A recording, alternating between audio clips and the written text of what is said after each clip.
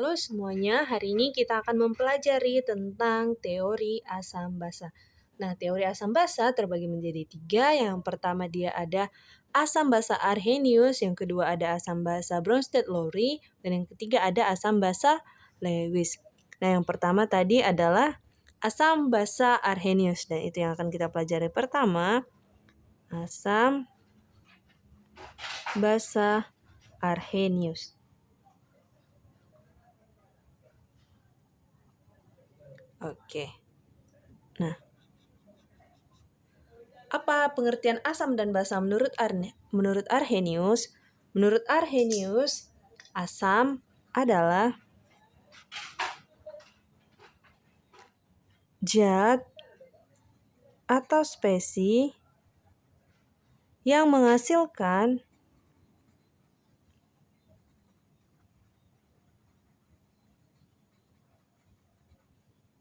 ion H+ di dalam larutannya. Yang menghasilkan ion H+ dalam larutannya. Oke. Nah, selanjutnya basa menurut Arrhenius adalah zat atau spesi yang menghasilkan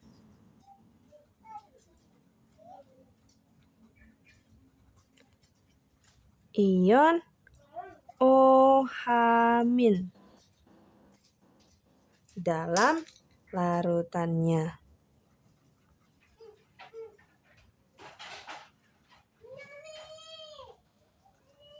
Oke. Jadi kalau asam dia menurut Arrhenius adalah zat atau spesi yang menghasilkan ion H+ di dalam larutannya, sedangkan basa yang menghasilkan ion OH- atau hidroksi dalam larutannya. Oke, nah contoh asam adalah HCl misalnya. HCl. Nah, di sini jika kita ionkan HCl hanya jadi H+ ditambah Cl-. Nah, karena dia di sini mendonorkan 1 atau dia bisa menyumbang 1 ion H+, maka dia di ini disebut monoprotik. Oke. Nah, contoh selanjutnya adalah ini sudah sering sekali kita temui H2SO4 atau asam sulfat. Ini HCl adalah asam klorida. Nah, jika kita ionkan dia berubah menjadi 2H+ ditambah SO4 2,2-. Oke. Nah, karena dia bisa menyumbang 2 ion H+, maka dia disebut dengan diprotik. Oke.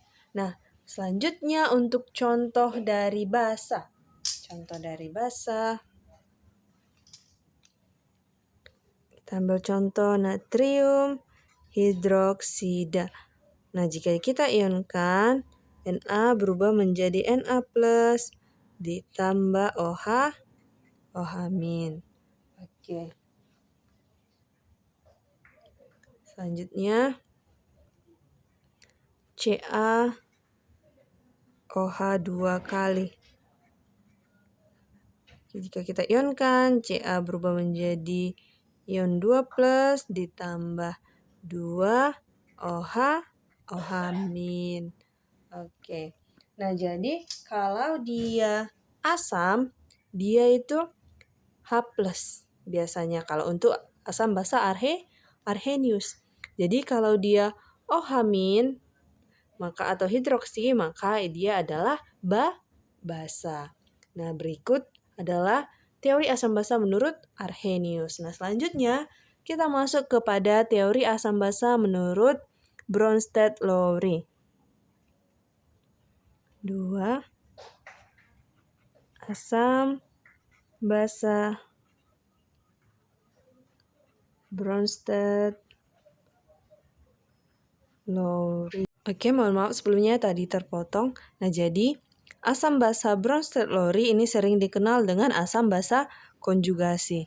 Nah, jadi asam menurut asam basa Bronsted-Lowry adalah donor proton atau donor H+. Dia memberikan ion H+, maka dia disebut dengan asam. Nah, sedangkan basa di sini sebagai akseptor proton atau penerima proton, atau dia yang menerima ion H+ yang diberikan, maka dia menjadi basa. Nah, selanjutnya kita ambil contoh. Nah, misalnya di sini NH3 ditambah H2O menghasilkan NH4+ ditambah OH-. Nah, di sini ada cara asiknya. Nah, cara asiknya yaitu asam dia itu sama dengan kaya H atau dia memiliki banyak H, dan basa dia miskin atau kekurangan H atau H-nya lebih sedikit. Namun di sini cara asiknya harus kita lihat dia itu selisih 1 atom H. Jadi si asam dan si basa itu memiliki selisih 1 atom H. Jadi yang lebih banyak atom H-nya dia itu disebut asam, dan lebih sedikit atom H-nya dia disebut dengan basa. Oke, kita masuk kepada contoh soal ini tadi. Nah, di sini kita lihat NH3 di sebelah kiri dia hanya mempunyai 3 H. Namun di sebelah kanan dia jadi NH4+, hanya bertambah 1. Nah, hanya dari mana? Hanya itu datang dari H2O. Si H2O ini memberikan 1 hanya. Berarti dia donor proton. Donor proton 1 ke si NH3. Jadi si NH3 yang awalnya ini adalah basa, karena dia sedikit atom H-nya, di sini dia NH3, di sini NH4. Dia selisih 1 atom H, jadi dia di sini NH3 adalah basa, dan setelah mendapatkan 1 atom H dari si H2O, maka dia berubah menjadi asam. Maka ini disebut asam basa konjugasi. Nah, di sini selanjutnya si H2O dia sudah mendonor kepada si NH3.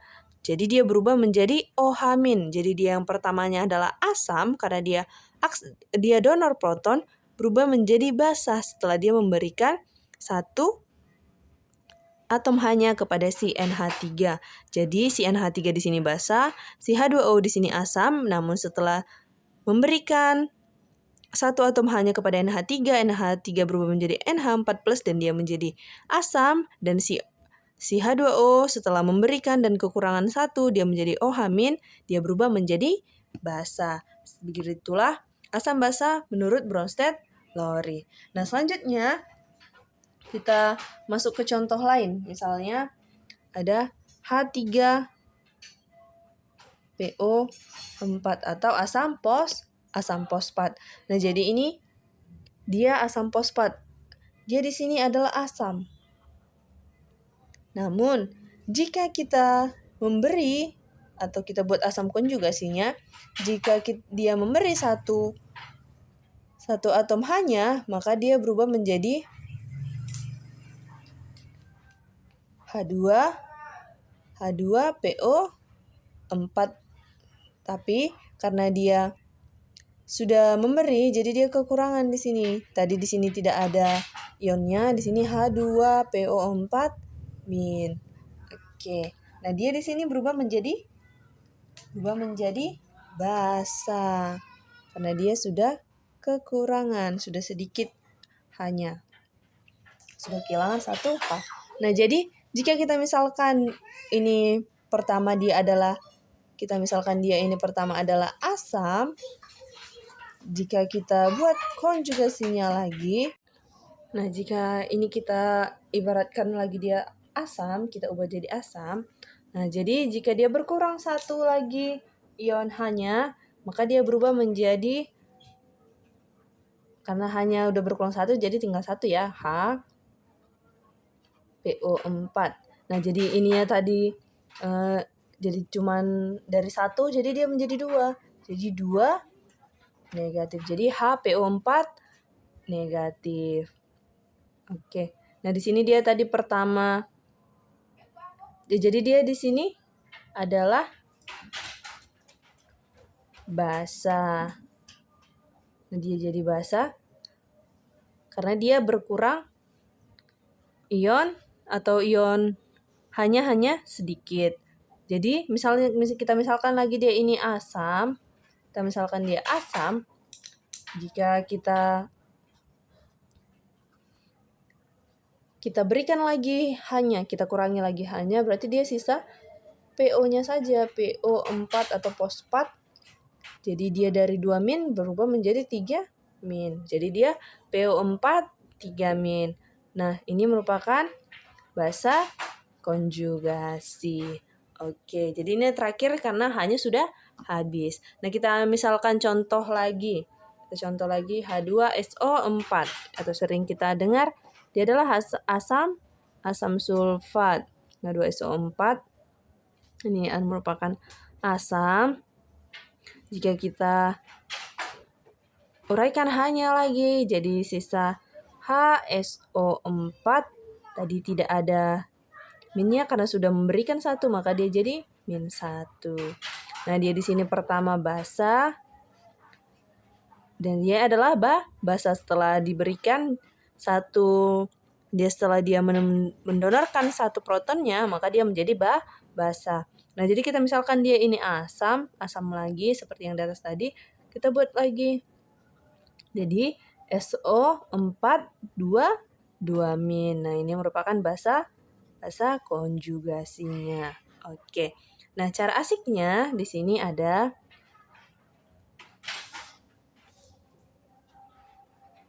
cara asik. Di sini ada NH3.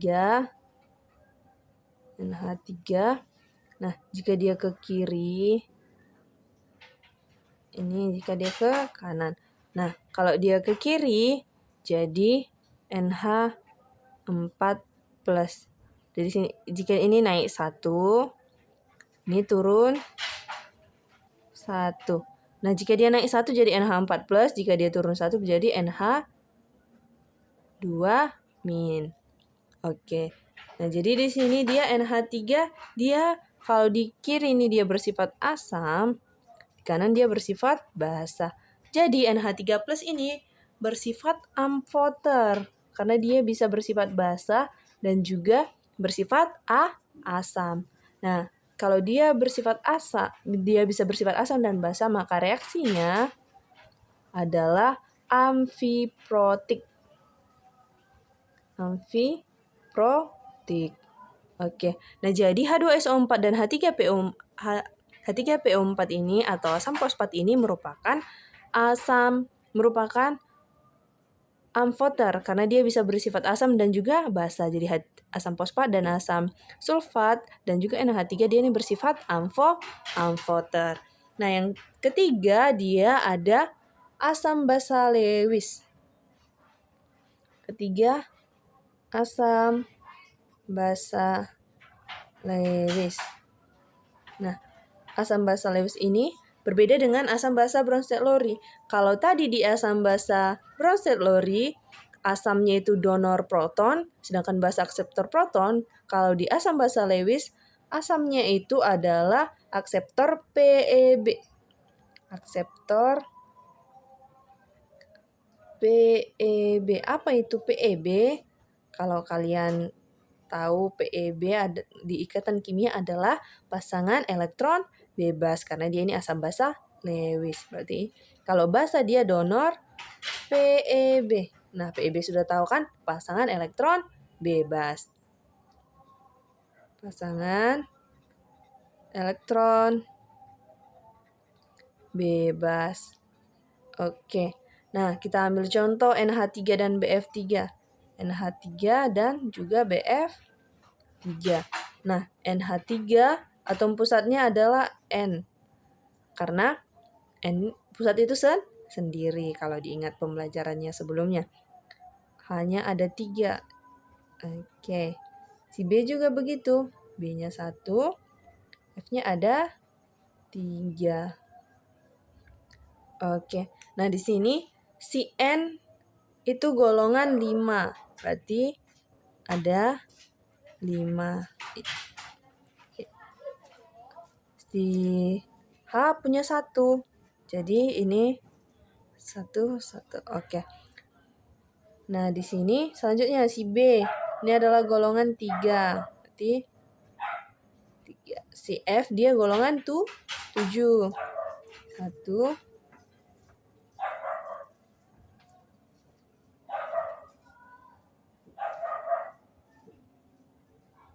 Oke.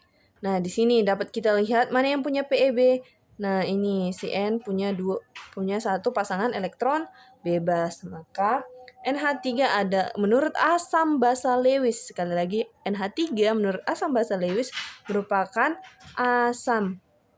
Karena dia akseptor PeB. Dia mempunyai PeB di sini. Ini PeB-nya.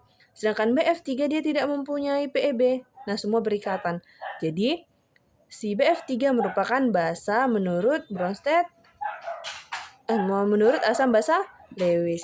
Jadi, kalau dia asam, dia memiliki PeB, dan jadi kalau dia basa, dia tidak mempunyai, kalau dia tidak punya PeB, maka dia adalah basa. Jadi, sekali lagi, asam basa Arrhenius itu menurut Arrhenius adalah yang memiliki ion H+ dan juga ion OH- dalam larutannya menurut Arrhenius. Sedangkan menurut asam basa Bronsted-Lowry atau asam basa konjugasi, asam adalah donor atau pemberi proton H+, sedangkan basa adalah akseptor atau penerima ion H+. Sedangkan menurut asam basa Lewis, asam itu adalah penerima PeB atau yang mempunyai PeB, sedangkan basa adalah donor PeB. Mohon maaf. Jadi ini adalah basa karena di akseptor PeB. Ini adalah asam. Mohon maaf. Karena dia akseptor. Akseptor berarti dia memberikan PeB. Menerima. Mohon maaf, akseptor berarti dia menerima PeB. Kayak mana dia memberi kalau dia tidak punya PeB, berarti dia yang meminta. Jadi si NH3 ini karena dia punya PeB, berarti dia bisa mendonorkan atau memberikan pasangan elektron bebasnya. Jadi mohon maaf sekali lagi. Jadi si NH3 adalah basa dan si BF3 adalah asam. Oke. NH3 punya PeB berarti dia bisa mendonorkan PeB-nya ke unsur lain, sedangkan si BF3 tidak punya PeB karena semua sudah berikatan, maka dia merupakan akseptor PeB atau penerima PeB, maka dia adalah asam. Oke, sekian untuk materi teori asam basa. Terima kasih, semoga kalian memahami. Baik, selanjutnya kita akan mempelajari tentang pH asam kuat dan basa kuat. Nah, jadi di sini kita pertama mempelajari tentang asam kuat terlebih dahulu. Nah, untuk asam kuat itu terdiri dari HNO3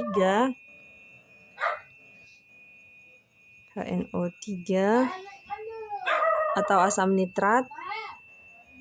Ini asam nitrat. HNO3 itu asam nitrat. Selanjutnya ada HCl atau asam klorida. Nah, selanjutnya ada HBr atau asam bromida. Nah, asam kuat selanjutnya ada H2SO4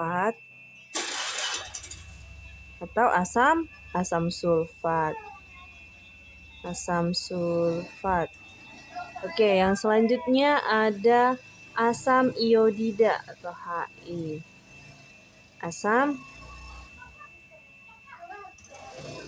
iodida. Dan yang terakhir ada HClO4 atau asam perklorat. Mohon maaf, asam perklorat.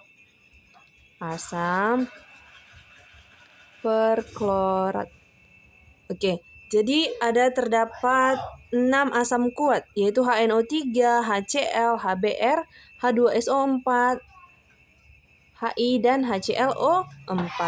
Nah, jadi untuk rumus untuk mencari asam kuat ini, rumusnya adalah H+ sama dengan A dikali M molaritas asam. Ini A ini asam ya. Jadi kalau yang A ini adalah jumlahannya pada ini. A ini adalah jumlahannya. Misalnya HNO3 hanya ada 1. Jadi A-nya ini adalah 1. HCl hanya 1, ini A-nya ini 1. Misalnya ini H2SO4, A-nya ada 2. Maka ini jadi A-nya ini 2 dikali molaritas dari H2SO4 tersebut. Oke. Nah, jadi selanjutnya kalau mencari molaritas, dia kan sudah kita pelajari sebelumnya. Cara mencari molaritas ada dia mol per volume, ada juga molaritas cara mencarinya kalau diketahui gram per mr dikali 1000 per volumenya ini dalam mililiter. Nah, selanjutnya ada 4 cara mencarinya. Cara yang ketiga ada gram per mr dikali 1 per volume. Nah, selanjutnya cara mencari molaritas persen rho dikali 10 per mr. Oke, itu 4 cara mencari molaritas yang ini. Oke, selanjutnya cara mencari pH dari larutan asam kuat yaitu min log konsentrasi dari H+. Oke. Nah, kita masuk ke contoh soal. Nah, misalnya 100 mili H2SO4 0,03 molar, berapa pH-nya? Oke. Nah, di sini diketahui 100 mili H2SO4 dengan 0,03 molar, berapa pH-nya? Oke. Di sini dapat kita lihat A-nya adalah sejumlah A-nya sama dengan 2. Ini adalah M-nya.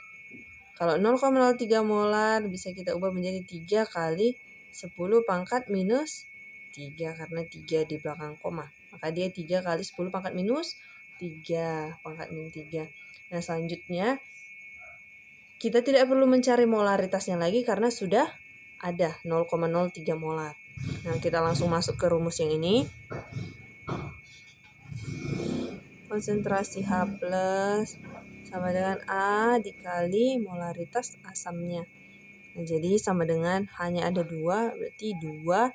Molaritasnya berapa? 3 dikali 10 pangkat minus 3. Oke, sama dengan 6 dikali 10 pangkat minus 3. Nah, berapa pH-nya? pH-nya kita buat min log ini 6 dikali 10 pangkat minus 3.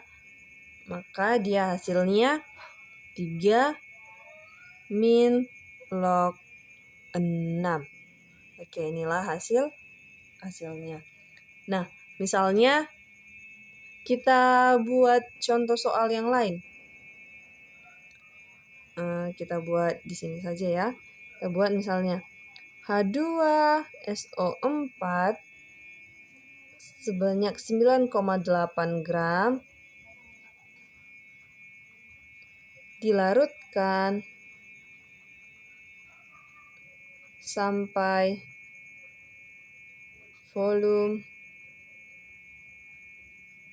500 mili.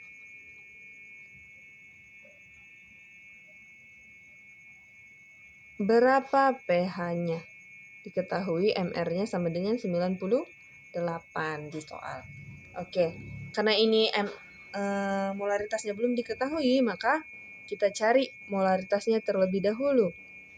Nah, di sini terdapat gram dan mililiter, maka kita memakai rumus yang ini. Gram per mr dikali 1000 per volume. Oke, kita masukkan ke rumusnya. Berapa gram? 9,8 dibagi mr-nya 98 dikali 1000 per volumenya 500, maka dia 9,8 dibagi 98 dia 0,1. Hasilnya selanjutnya dikali dengan 1000 bagi 500 dikali 2, maka dia sama dengan 0,2 molar. Oke. dia 0,2 molar. Atau kita buat dia jadi 2 dikali 10 pangkat minus 1. Oke, selanjutnya kita cari H plusnya. Konsentrasi H plusnya sama dengan A dikali MA. Sama dengan A-nya tadi H2SO4. A-nya ada 2 dikali MA. MA-nya berapa? 2 dikali 10 pangkat minus 1. Maka dia sama dengan 4 dikali 10 pangkat minus 1. Oke, maka pH-nya sama dengan min log 4 dikali 10 pangkat minus 1. Maka pH-nya adalah 1 min log 4. Oke. Ini untuk yang asam kuat. Selanjutnya kita masuk ke basa kuat. Kita masuk ke basa kuat. Sini kita buat basa kuat. Oke. Nah, di sini basa kuat hampir sama dengan asam kuat. Cara rumusnya kita hanya ini H plusnya kita ganti dengan OH negatif atau hidroksi. Jadi contoh basa kuat adalah NaOH dan CaOH 2 kali. Nah, ini rumusnya adalah OH min sama dengan B dikali M molaritas B. Oke. Nah, jadi di sini si NaOH-nya nih, B-nya ini B-nya sama dengan 1. Kalau CaOH 2 kali ini B-nya sama dengan 2. Hampir sama dengan yang ini tadi, yang asam kuat. Oke.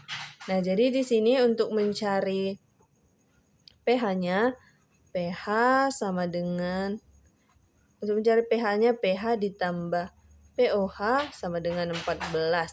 Nah, jadi untuk mencari pH-nya sama dengan 14 dikurang pOH. Ini untuk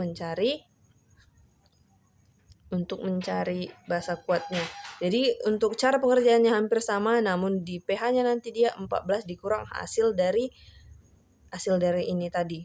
Oke. Jadi semoga kalian mengerti dan paham. Kalau untuk asam kuat dan basa kuat ini sudah dijelaskan seperti berikut. Terima kasih sudah mendengarkan.